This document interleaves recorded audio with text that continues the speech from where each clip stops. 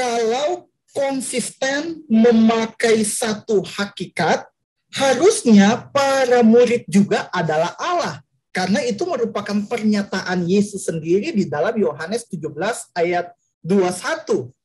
Karena manusia jelas beda hakikatnya dengan Allah. Karena ada lintas hakikat dalam tulisan ini antara manusia dengan Allah, maka harus diperlihatkan kembali, diteliti kembali apa yang dikatakan menjadi satu. Yaitu menjadi satu, posisinya tinggal di dalam firman Allah. Yesus adalah firman Allah. Firman Allah yang keluar dari Allah itu beda antara yang berfirman dengan firman. Yang melakukan dengan objek itu beda. Ketika Allah mengeluarkan firman-Nya, firman itu yang dikeluarkan beda dengan yang mengeluarkan.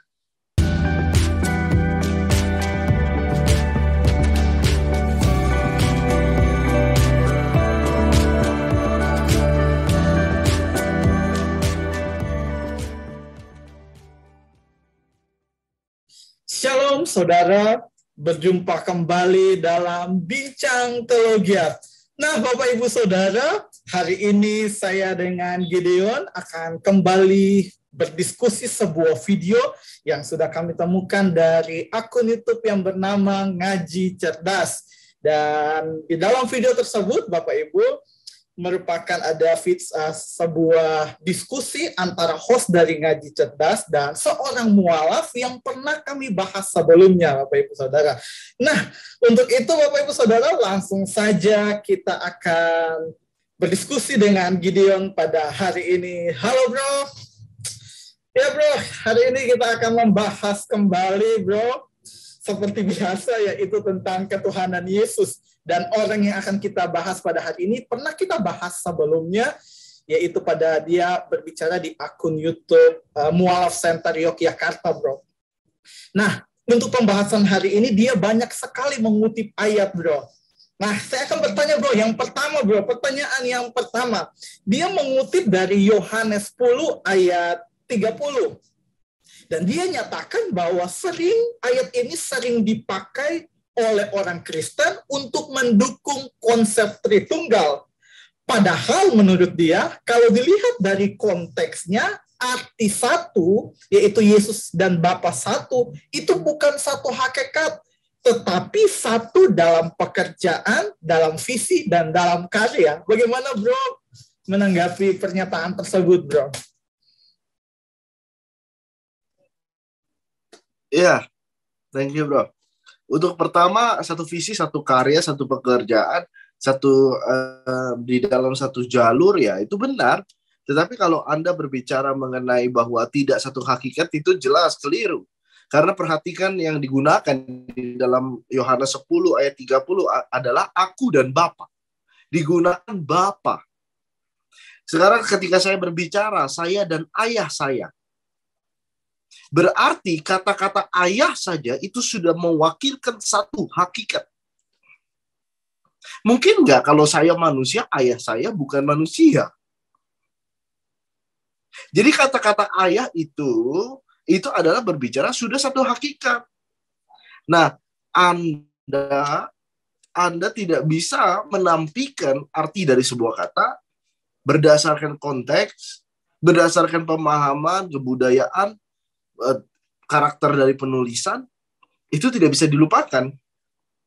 Jadi kalau dikatakan Yohanes 10 ayat 30 bukan berbicara hakikat, tapi berbicara tentang pekerjaan dan lain-lain. Itu betul, tetapi bukan, jangan Anda katakan bukan bicara satu, yaitu satu hakikat. Ya, jelas sampai sini. Karena berbicara aku dengan Bapa. Itu sudah melambangkan satu hakikat. Demikian.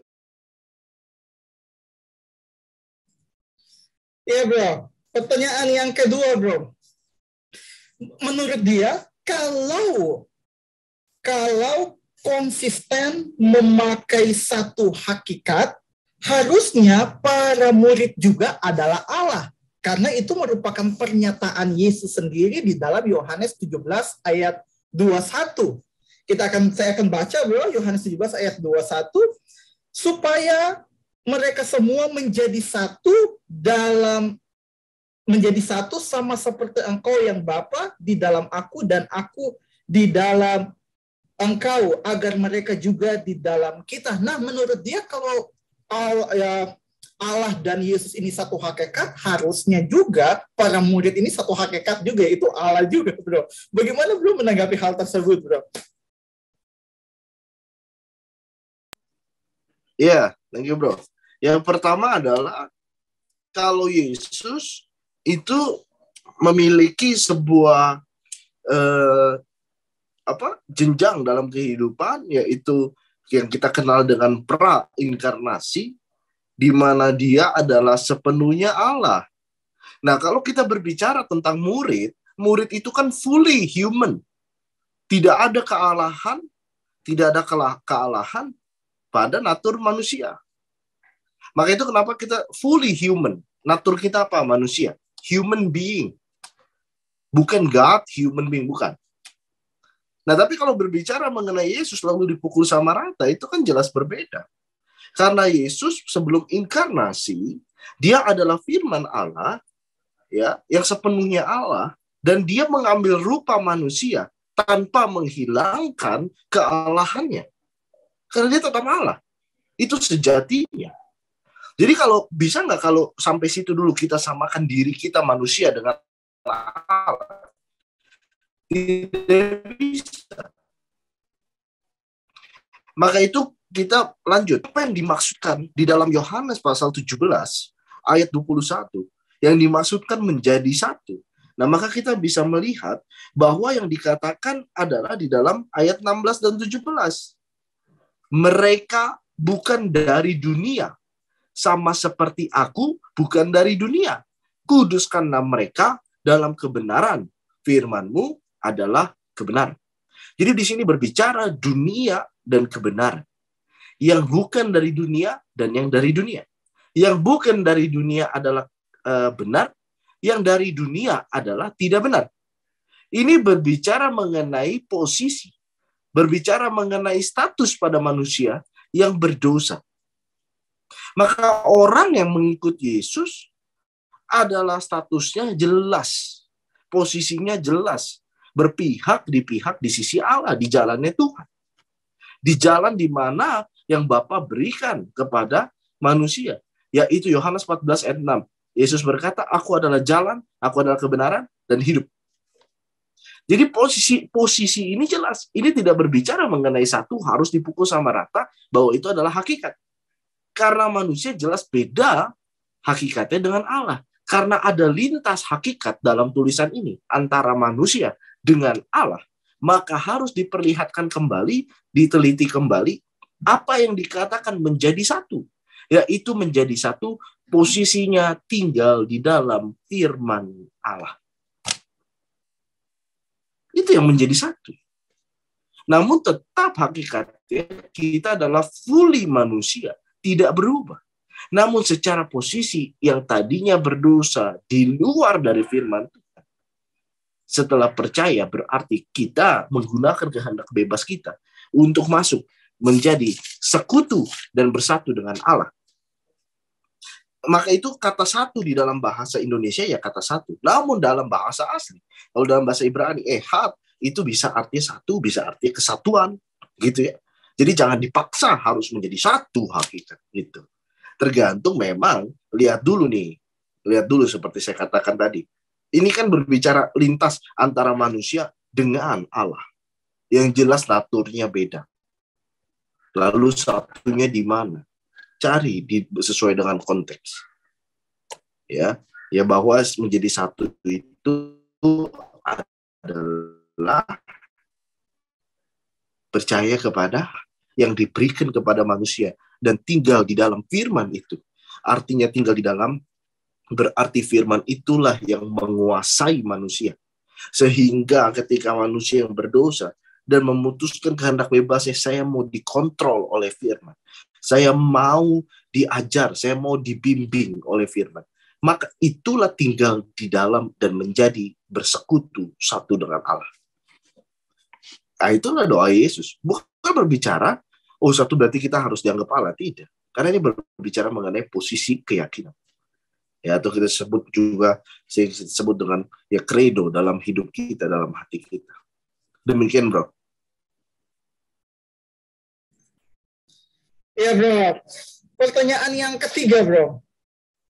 Dia menyatakan bahwa dari ayat-ayat yang ada sebelumnya yang tadi, bro, Yohanes 10 dan Yohanes 17, memang Yesus bukan sedang mau mengajarkan dia dan Bapa satu sebagai Allah, tetapi mereka berbeda. Dan di sini dia juga mengutip satu ayat, bro, di dalam Yohanes 15 ayat 9 dan 10. Maka dia nyatakan bahwa maka murid-murid harus tinggal dalam kasih Yesus, berarti tinggal juga di dalam kasih Allah. Intinya bahwa Yesus dan Allah ini adalah berbeda, bro. Bagaimana, bro, menanggapi hal tersebut, bro? Yesus adalah firman Allah.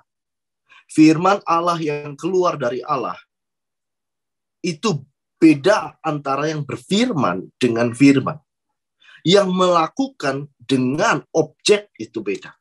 Ketika Allah mengeluarkan firman-Nya, firman itu yang dikeluarkan beda dengan yang mengeluarkan. Maka ketika firman Allah itu mengambil rupa manusia, ya, dan diperanakan melalui karya Roh Kudus. Kudus itu karya. Akhirnya lahirlah, diperanakan, maka itu disebut artinya anak, di mana firman Allah datang menjadi pribadi. Ya memang rancangan Tuhan kalau manusia menjadi pribadi itu harus adalah kelahiran, gitu ya. Dan kelahiran itu adalah blessings-nya Tuhan.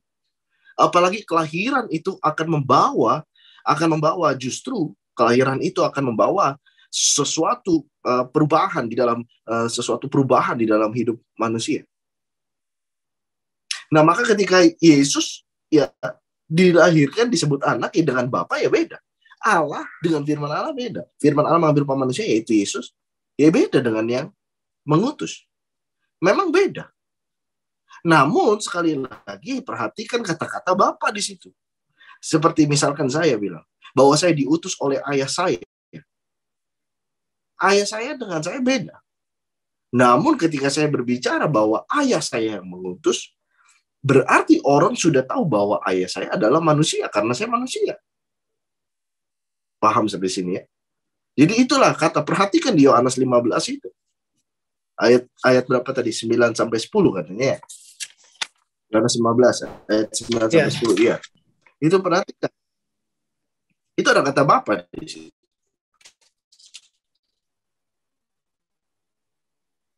Jadi ketika Yesus menggunakan kata itu ada maksudnya. Maka perhatikan deh. Di dalam Yohanes 10 tadi, ayat 30, Yesus berbicara aku dan Bapa adalah satu. Ayat 31-nya, coba lihat. Kenapa orang Farisi mau bunuh dia? Karena orang Farisi ngerti apa yang diomongin Yesus. Mengenai Bapa dan anak. Karena Allah sendiri telah menubuatkan itu di dalam kitab Zakaria, Perjanjian Lama. Bahwa ada orang yang akan diratapi karena kematiannya seperti meratapi anak tunggal. Jadi inilah yang harus diperhatikan secara sistematis. Jangan melihat kebiasaan, melihat satu ayat terpisah dengan tidak. Alkitab itu dari zaman awal, Alfa sampai Omega, itu semua satu menyatu, tidak terpisahkan. Demikian, bro.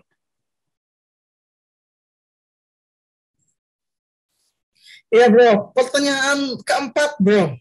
Dia kembali mengutip kembali satu ayat lagi di dalam Yohanes 14 ayat 28. Di situ, bro, ada dua hal yang dia soroti, dan saya akan minta bro untuk menjelaskan kedua hal itu dari Yohanes 14 ayat 28 itu. Yaitu yang pertama, bro, dia nyatakan kalau Yesus setara dengan Bapa, kenapa Yesus ini harus pulang ke Bapa? Yang kedua, kalau Yesus ini setara dengan Bapa, kenapa di sini Yesus nyatakan kalau Bapa lebih besar daripada dia? Bagaimana, bro? menanggapi pernyataan tersebut, Bro? Iya, saya kembali tanya kepada Anda. Anda sama ayah Anda lebih besar mana?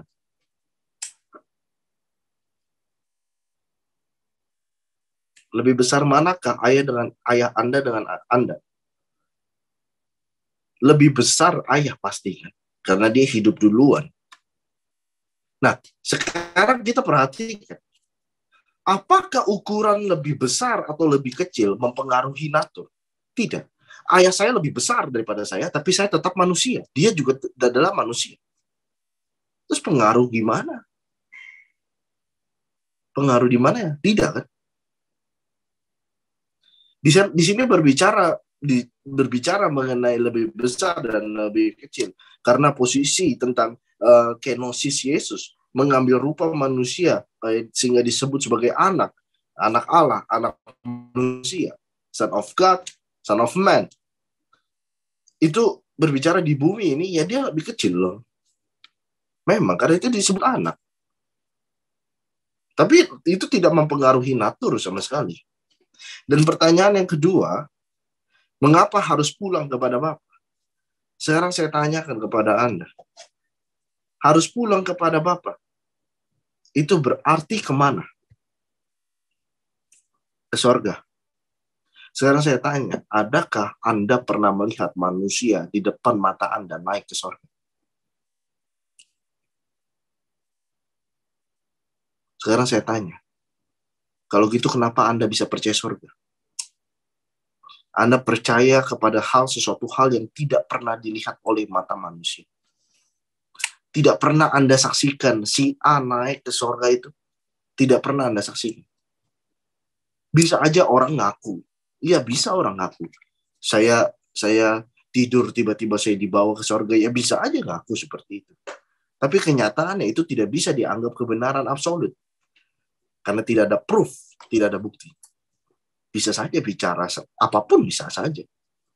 Tapi ketika Yesus di dalam Kisah Rasul 1, ayat 9 sampai 11, Kisah para Rasul 1 ayat 9 sampai 11, inilah yang menjadi catatan sejarah di mana murid-murid Yesus, para saudara Yesus, ibu Yesus juga di sana, juga kerabat-kerabat lain di sana menyaksikan Yesus naik ke atas surga. Dia naik dalam keadaan bangkitnya dia sebagai Allah manusia dan naik ke atas. Itu disaksikan. Jadi bagi orang Kristen, seperti Petrus tuliskan di dalam 1 Petrus. Ya. Di dalam tulisan Petrus bilang bahwa Yesus ini adalah pengharapan bagi kita akan kehidupan kekal. Karena mereka betul-betul melihat saksi nyata bahwa Yesus naik ke atas surga. Kenapa harus pergi pada Bapa? Itu jawaban.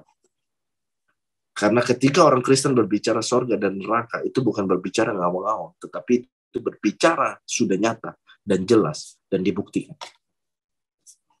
Ya, menurut saya demikian, bro. Ya, bro. Pertanyaan yang terakhir, bro. Ya.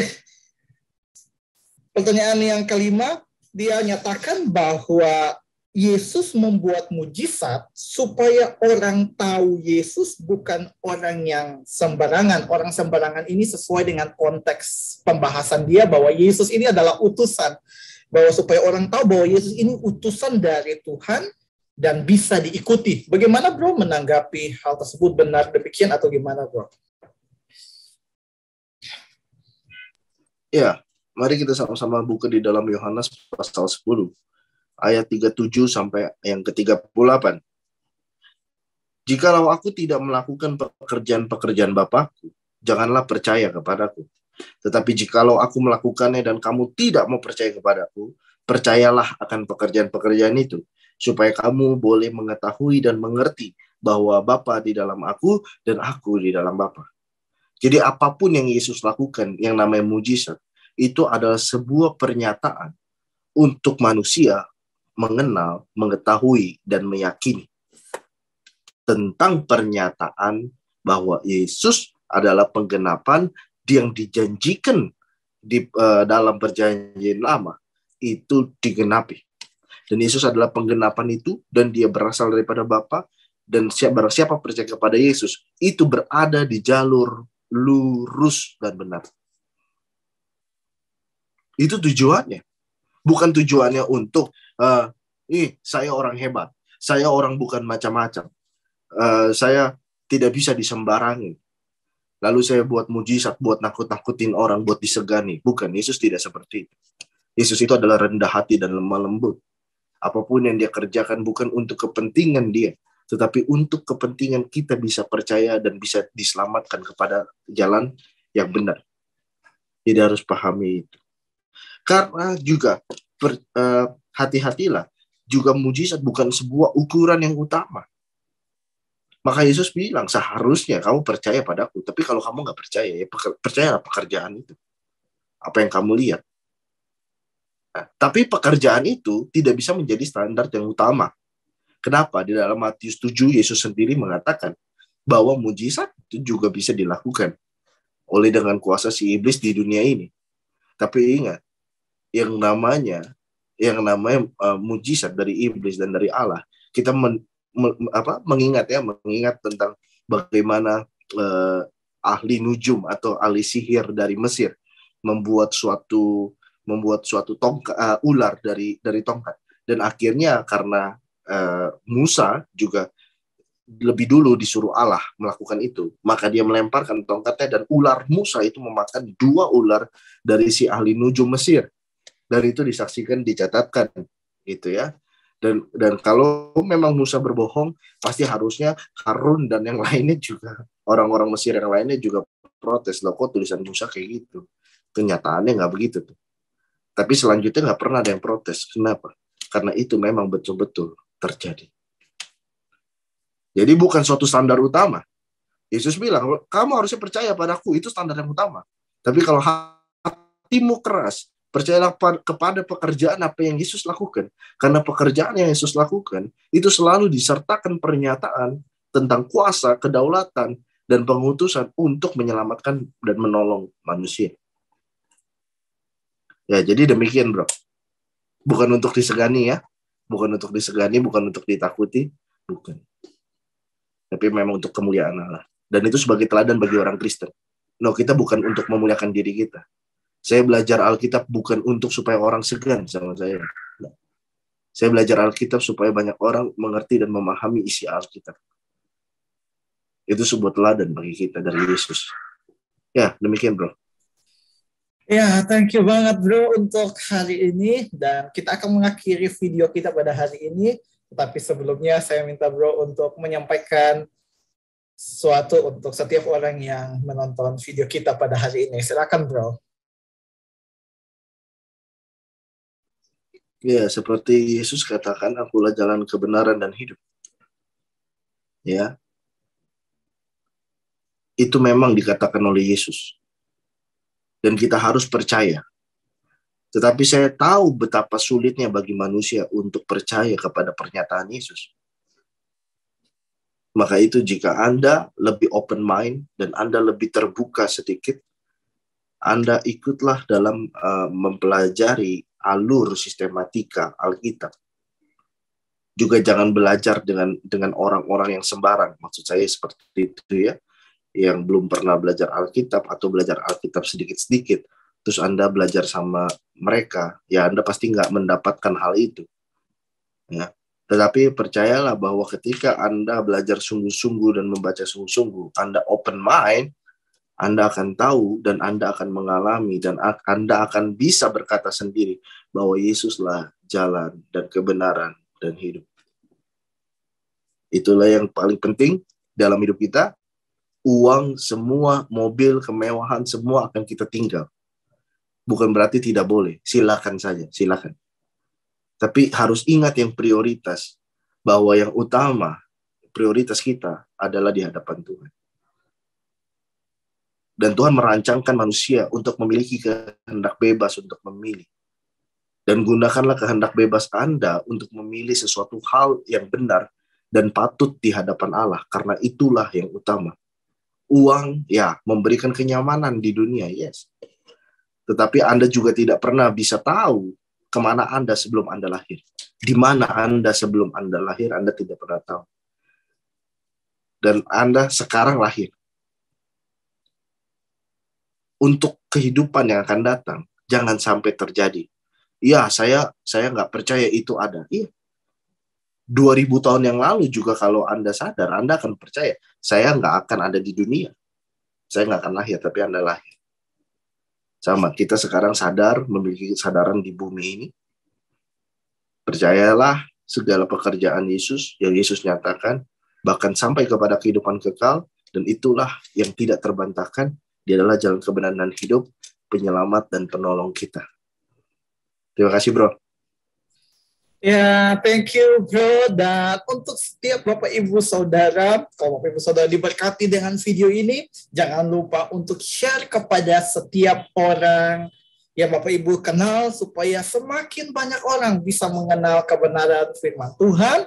Dan Bapak Ibu Saudara yang menyaksikan video ini, jangan lupa untuk subscribe akun YouTube ini, dan juga Bapak Ibu boleh bertanya melalui kolom komentar yang ada. Sampai ketemu lagi di video selanjutnya. Tuhan Yesus memberkati.